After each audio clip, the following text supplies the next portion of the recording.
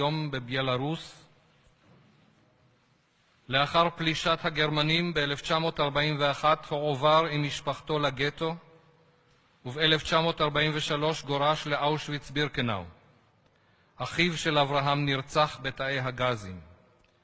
לאחר ניסיון בריחה נשלח אברהם לבוכנוולד, ולבסוף הצליח להגיע לפראג, שם הסתתר אצל משפחת סובוטקובה, שלימים קיבלה את תואר חסידת אומות העולם מיד ושם.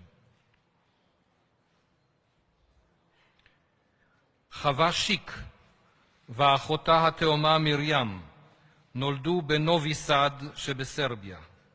ב-1942, בהיותן בנות 3, נלקחו לשפת נהר הדנובה, שם בוצע רצח המוני בידי המשטרה ההונגרית.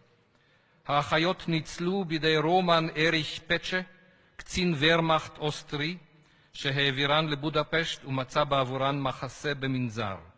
לאם המנזר, האחות רנאטה, ולקצין פצ'ה, העניק יד ושם את אות חסידי אומות העולם.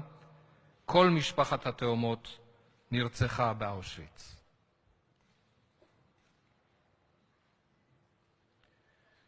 יוסף ג'ו גוטדנקר נולד בסנדיומיז' שבפולין. אביו נלקח למחנה ריכוז, והוא ואמו הוסתרו בבית משפחת ז'ולוב, משפחה קתולית פולנית.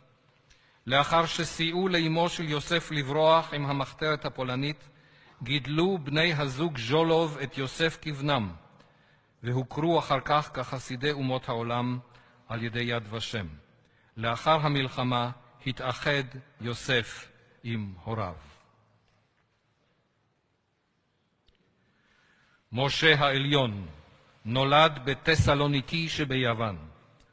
לאחר הכיבוש הגרמני באפריל 1943 גורש לאושוויץ בירקנאו. שם נרצחה כל משפחתו.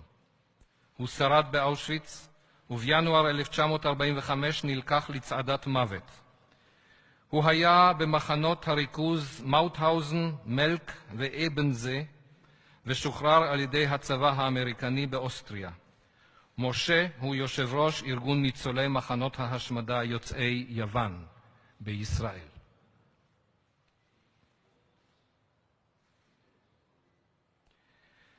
אליעזר לולק גרינפלד נולד בוודג'